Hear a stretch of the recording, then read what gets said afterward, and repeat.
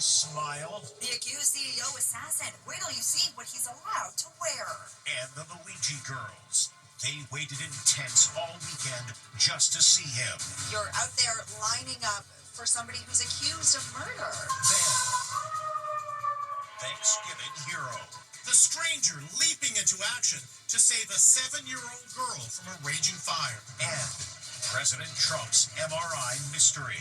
What was the MRI looking for? I have no idea. Has anyone in the history of the world ever have an MRI and have no idea what it was for? The truth finally comes out. Plus, tarmac of booze. Why was this beloved football coach booed out of town? Plus, holiday mall shooting scare. Huddled in the stock room. There's a shooting. And the Stranger Things phone number. What happens when you call the number on the missing teen poster? We dial the number for ourselves. Now, Inside Edition with Eva Pilgrim. Hello and thanks for joining us. He's back. This week marks 1 year since prosecutors say Luigi Mangione opened fire and murdered a healthcare CEO on the streets of New York. Today, Mangione returned to court. Also there, his army of female supporters, many who spent the frigid weekend in tents outside the courthouse to make sure they could get in. Allison Hall is there. Luigi Mangione smiles broadly in court today as a crucial pretrial hearing gets underway. He looked relaxed in a suit jacket, no tie, a checkered shirt, and jeans, part of a civilian wardrobe approved by the judge. The 27-year-old accused assassin casually rested his head on his hands and had no visible reaction as prosecutors played that disturbing surveillance video of the assassination of United Healthcare CEO Brian Thompson. Thursday marks the 1-year anniversary of the murder. Unlike previous court appearances, Mangione was not made to wear prison garb and was brought in through a side entrance away from TV cameras. Die-hard supporters spent a cold and rainy weekend in what is being called Camp Luigi. Tents put up outside the courthouse. They wanted to be certain to secure one of just 24 seats open to the public. You're out there lining up for somebody who's accused of murder. Not saying I condone violence or I would act in the same way, but I think a lot of us Gen Z feel that way right now. Like, we've been left behind, we're not being heard, and so we just want to scream. She says Mangione has actually reached out to her expressing thanks. We are actively on the ground doing things, trying to help him, trying to raise money for his legal fund. He actually wrote back to me and wished me happy birthday and stuff like that. I spoke with legal analyst Terry Austin. What is it about Luigi that has all of these people so passionately supporting him?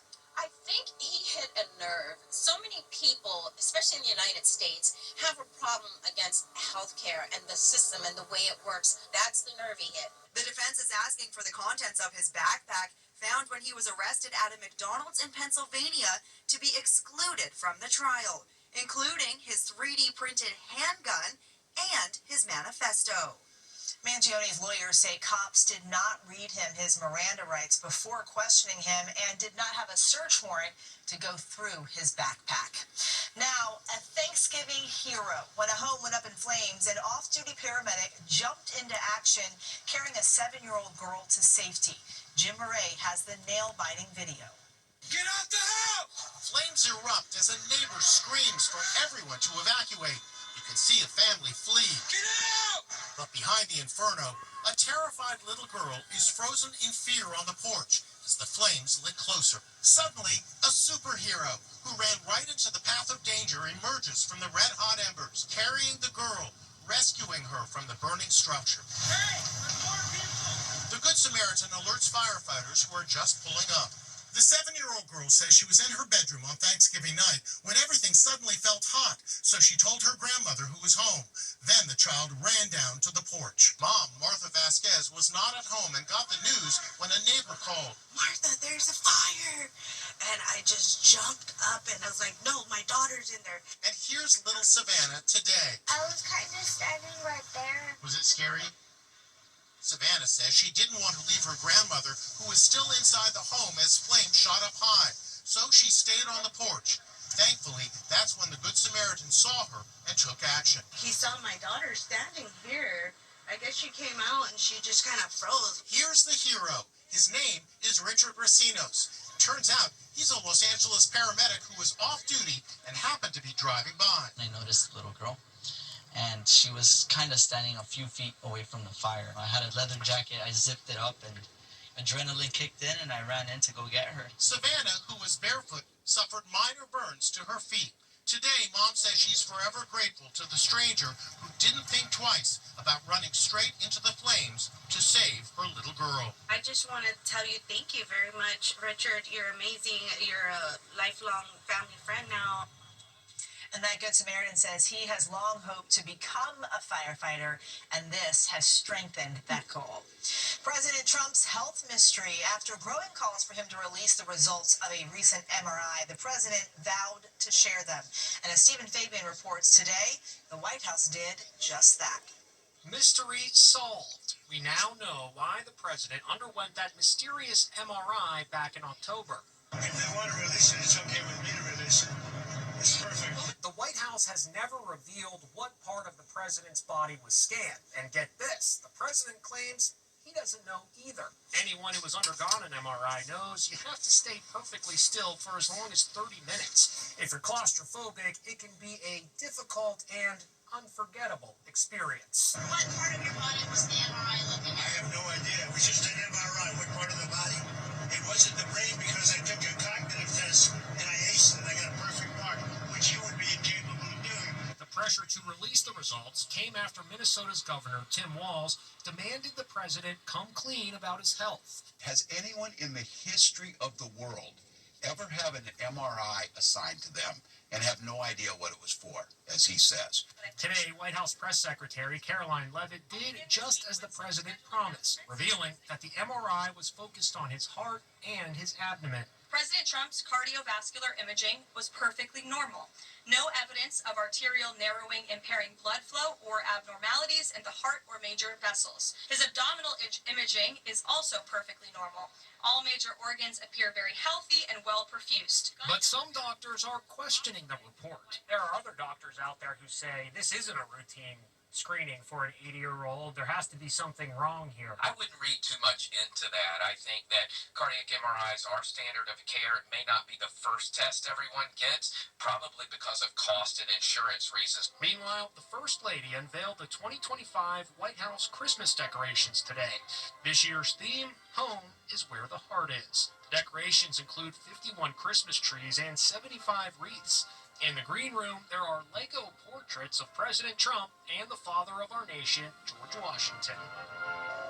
This guy is getting the opposite of a warm send-off. He's a well-known and beloved college football coach who just accepted a job at a rival school.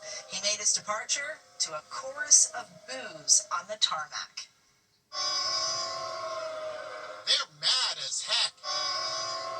Boos and curse words rain down on a famous and once beloved college football coach as he heads out of town on a private plane. On the receiving end of the vitriol was Ole Miss football coach Lane Kiffin. Kiffin just announced that he was leaving his coaching job to take the head coaching spot at arch-rival Louisiana State University, where he will be making, get ready for this, $84 million over the next 7 years. To say the Ole Miss fans are angry would be an understatement. To show up to an airport just to boo the guy who's getting on a private jet and leaving, that takes a lot of energy and obviously a lot of anger. Kiffin said he asked the college administration at Ole Miss if he could stay till the end of the season, but they basically told him, pack your bags. Coach Kiffin informed us that he is accepting the head coaching position at another school. For our program to begin preparing for its future, he will be stepping away from the team immediately. Kiffin's even being slammed by other coaches like Bill Cowher of CBS Sports. Those players at Ole Miss, they're the losers in this thing because this guy just left them, abandoned them. And disrupted everything. Everything. And so it isn't just about you, Lane Kiffin. But when Kiffin landed in Louisiana, he was treated like a conquering hero. And still no sign of the high school football coach who went on the run just as cops were investigating him for alleged child pornography charges. Now, authorities are offering a reward for any information that leads to his arrest. Now, there's a price on his head. U.S. Marshals are offering a $5,000 reward for information leading to the arrest of fugitive high school football coach Travis Turner. May be armed, use caution, goes the wanted poster. Turner disappeared in surrounding woods as state police investigating him for alleged possession of child porn were coming to his house. The wanted poster was issued as the team Turner coaches, the Union High School Bears in Big Stone Gap, Virginia, continued their unbeaten record over Thanksgiving weekend, winning a crucial playoff game. Your Union Bears are the 2025 Region D champions. The missing coach's 23-year-old son was at the game and called the victory bittersweet. Season 5 of Netflix's hit show Stranger Things just dropped, and this moment from the very first episode is causing a stir. You can see star Millie Bobby Brown on a missing poster that includes a phone number. As Ann Mercogliano reports, fans calling it are getting quite the surprise. Stranger Things fans are freaking out. Stranger Things just dropped the biggest Easter egg ever. In episode 1 of the new season, there's a missing poster for Jane Hopper, Millie Bobby Brown's character, also known as 11. The poster includes a phone number with an Indiana area code. And guess what? It actually works. So who's on the other end? We dialed the number for ourselves. Thank you for contacting the Hawkins Police Department. It's a recording from the show's police department in the fictional town of Hawkins, Indiana, and they play it as if it's serious. The Hawkins Emergency Task Force is working closely with the Hawkins PD to track down missing persons, of which Jane Hopper is the priority. We urge you, as a responsible citizen of Hawkins, to assist us in our search to locate her. Fans are delighted. That is off the chain. That's next level. Stranger Things, indeed. And we hope your Thanksgiving feast went smoother than this. Yes, the table with all the food came crashing down at a home in New Jersey. It was packed with the turkey and fixings for 150 people when right in the middle of a speech about how much the family had to be thankful for, the table gave way. Now that post has gone wildly viral. Major developments today in the Black Friday mall shooting in San Jose, California. A suspect is now in custody after 2 people were hurt, both with non-life-threatening injuries. Video from the chaos shows people hiding in stock rooms, desperate to find safety. This as Americans take advantage of Cyber Monday shopping deals. Les Trent reports. This young woman and her father found themselves caught up in a terrifying mall shooting. Deanna Lamonia took out her phone and recorded every moment of the tense situation in San Jose, California. Right when I heard active shooter, I thought we were going to die, honestly. It was total chaos as families enjoying Black Friday suddenly heard shots ring out. Shoppers ran for their lives. One woman found herself searching for her kids. My kids are here. This young woman took off her shoes to run faster. We just got word that this is some kind of active shooter. There's a shooting. People hide in a stock room, then make their way down several flights of stairs.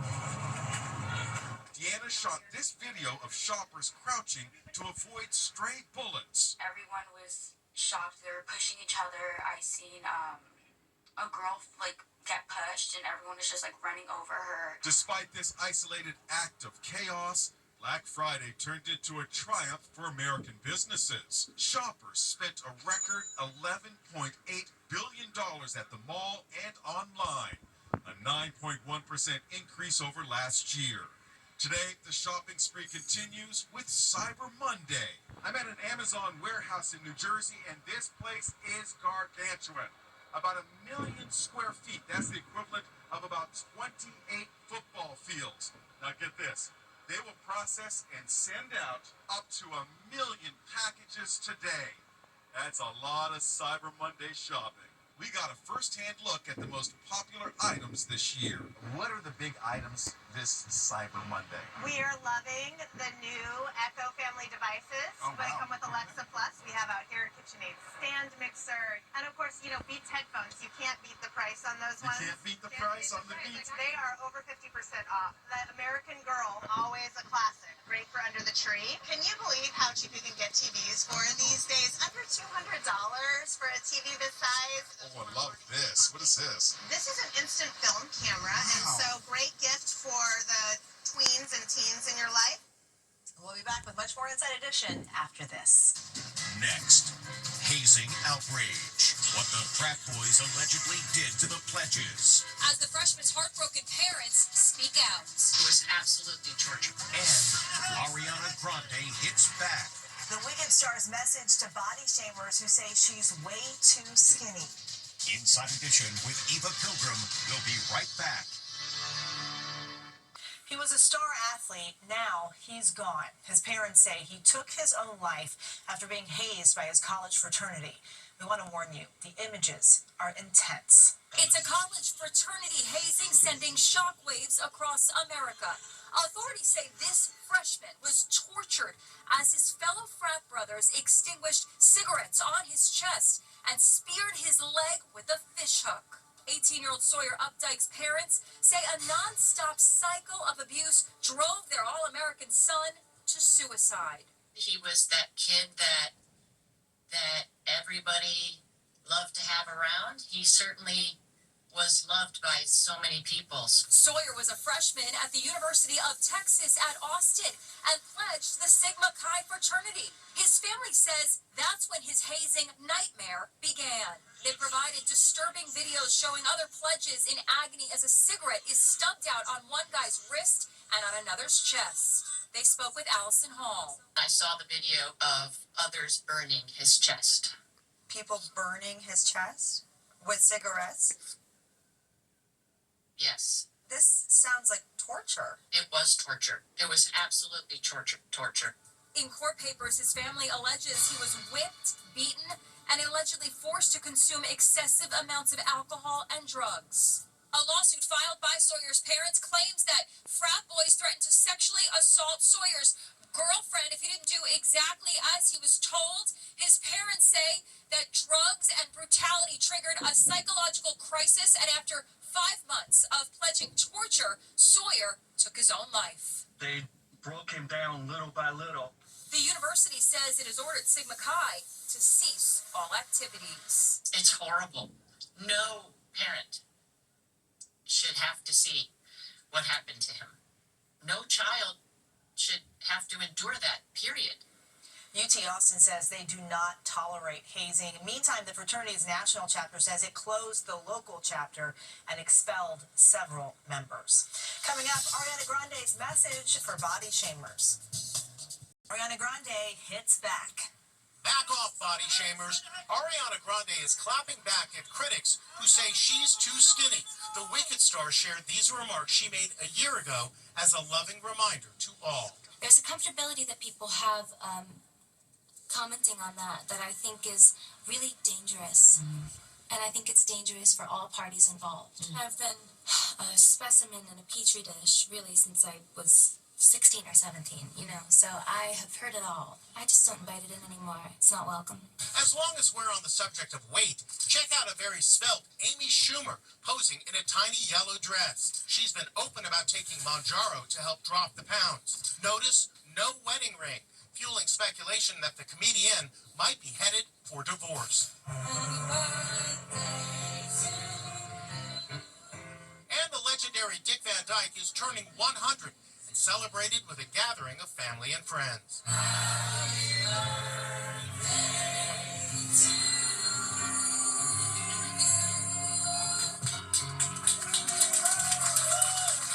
Van Dyke officially turns 100 December 13th. Coming up, the annoying 6-7 trend, Christmas edition. Finally, even Christmas isn't safe. These 7th graders have turned the 6-7 trend into Carol of the Bells. Parents, cover your ears. It's officially everywhere.